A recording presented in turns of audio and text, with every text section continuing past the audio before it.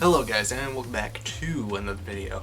Today we're going to be going over three underrated anime. Generally anime that you don't get to see talked about too much.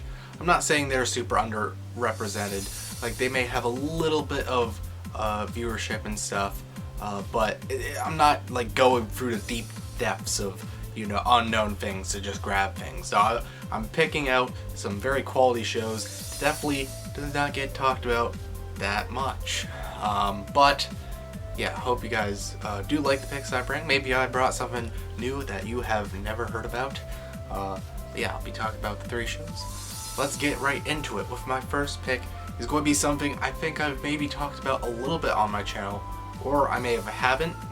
I don't know. There's many videos that I record and I don't upload, and it could be all those videos that I got to talk a glimpse about this show. But that show is Sleepy Princess in the Demon Castle. It is something that came out in fall 2020, and I really love this series. It's in my top 10 actually, and you can see there on my shelf all the orange spined things. Yes, that little clump right there, that's 14 volumes of that manga of Sleepy Princess Demon Castle. I love it that much, and I do swear to its qualities. I did get the anime, and when I first saw that it was coming out, I was not like interested. I looked at it, I'm like, I don't care. I'm just going to skip this one.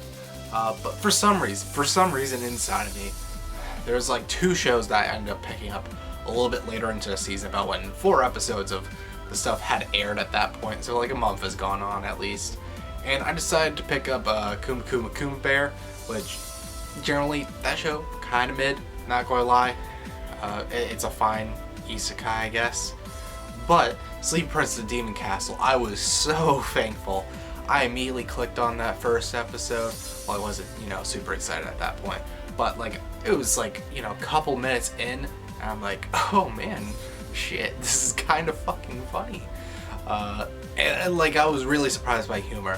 I think I'm generally a little bit more strict when it comes to, comedy anime. There's generally a lot of things where I'm like, please just cut the comedy. Like comedy within a lot of shonen titles, I hate crude comedy. I absolutely hate seeing it in, professional media like anime movies and TV shows. Crude humor like that, I almost always hate. Unless in the certain circumstance that, it doesn't get used as much and it's so out of left field because the medium doesn't use it that much, so it's a surprise when they do actually use it for once. It's like the one exception, that one.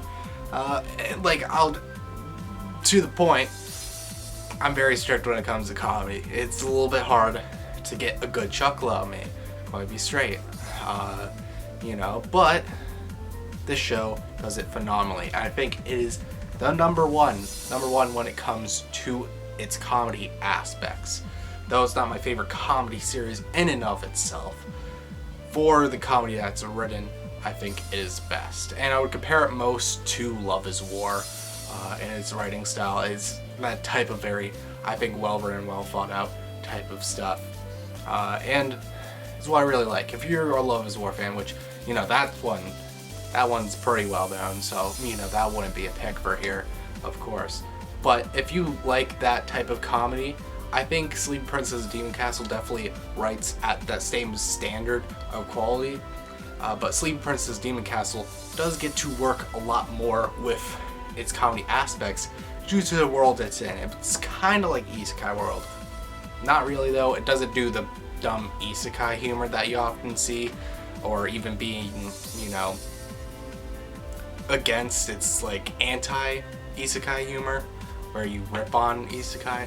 It's nothing like that, it's just actually well thought out humor, but it's a somewhat Isekai realm where demons, there's a bunch of demon types and stuff, and really this castle which she's locked up in is, expansive, so a lot of things are able to happen in comparison to Love is War, which is a little bit more confined since it's a real life high school. As Love is War kind of makes comedy out of, making mockery or to, point out real world aspects or like little psychological things, not really, but psychological things we just do for a general reason.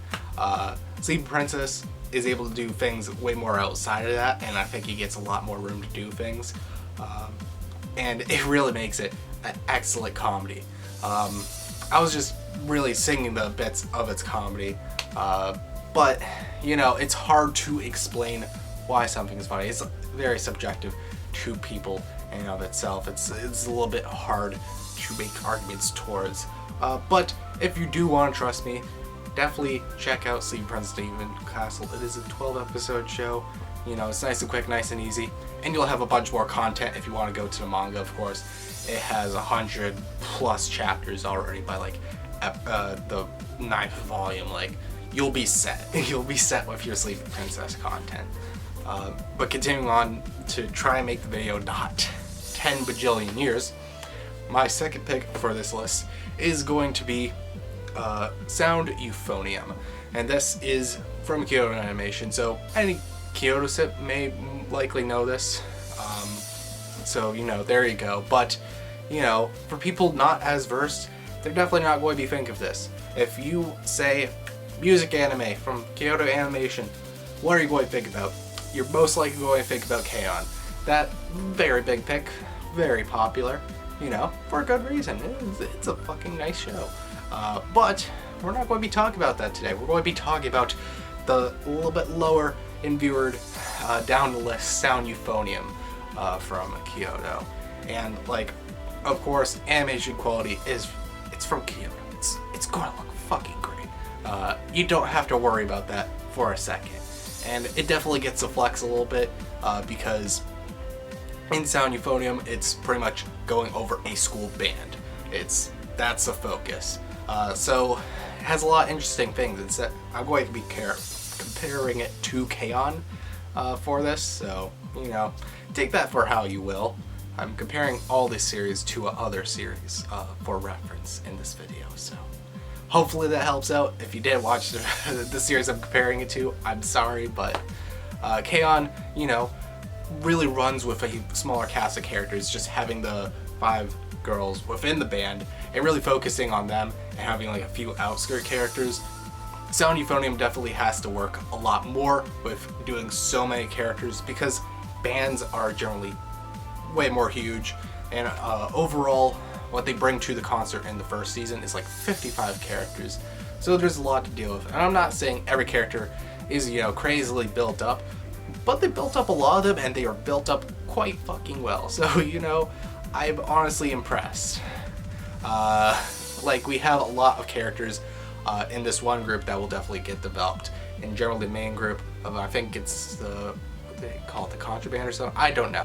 They're in this band, and I don't know, it's very nice. It's way less of a comedy. There is nice comedy elements, so there is that thing to enjoy, but it takes stuff more seriously, which is honestly a very nice thing to see. K-On!, you know, it does have serious moments, but it often is more just funny, cute girls doing cute things show, where in comparison to Sound Euphonium isn't really going off that, and has, you know, generally love dramas and, you know, characters just aspiring to do better. There's so many interesting characters, like the conductor is also very fucking interesting, you know. Like, there's so much to the show, which I have to give it so much credit for. I have not watched the second season yet, or the movie. There's like a few movies, but one of them is like, you know, a continuation movie. I haven't watched those, and I think there is more content coming out for the show. But just off the first season, I want to give it absolute praise, as I really, really loved watching it. It had so many good qualities going for it, and it's even unique for most music things. Most music things are generally, you know, more comedy between the characters, just being fun and lighthearted, and then they make the music and stuff, where this is able to take the serious approach. That's probably one of the most highlighted part to compare between other series, and what makes this one stand out a bit more. But yeah. And the last series I'm going to talk about for this video is Yuki Yuna is a Hero, which I think is probably the least talked about one on this list. Maybe Sleepy Princess is talked about less, but I swear the only time you may ever hear about Yuki Yuna is a Hero is from me, or someone else said, oh yeah, it's Madoka Magica ripoff. And hey, they're similar as fuck. It's easy to make all the comparisons, and pretty much it's a good way of seeing it. If you like Madoka, you should maybe try this one. But honestly, I believe Yuki Yuna as a hero is actually better than Madoka Magica. That could be a hot take for those people who have watched both, but I earnestly believe that to be the truth for me. And, you know, so the reasoning why, they both take on a darkish world, but Yuki Yuna has a nice little bit of jerk with it, which I actually really like. Often I use this type of jerk thing, where it jerks you between moods as often a bad thing, but in this, it feels very well intended, where they want to jerk you into this very nice, lighthearted mood, and then just make it depressing as hell.